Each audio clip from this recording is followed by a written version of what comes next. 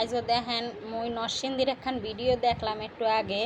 হেই খালাম মায়ের আনছে কিদ্দে জানেন, এই যে পেঁয়াজ বাটা, রসুন বাটা, কাঁঠালের বিচি বাটা, আলু বাটা, এই যে শুটকি বাটা, এই যে শুকনো মরিচ বাটা, আর এই যে কচু বাটা, এ দিয়ে উনি একটা বড়া বানাইছে। মুই আইসগো নান টেরাই কেন, যেহেতু মোর আইসগো রান্দা হয় না, মুই এটা দিয়ে আইসগো টেরাই করে দেখি ওনাগো রান্দাটা আসলে কেমন।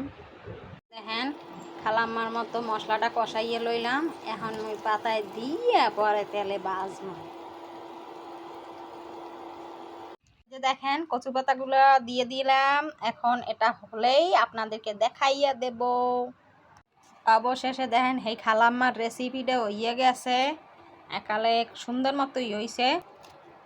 এই দেখেন কি সুন্দর মস মস করতে আছে, হ্যাঁ।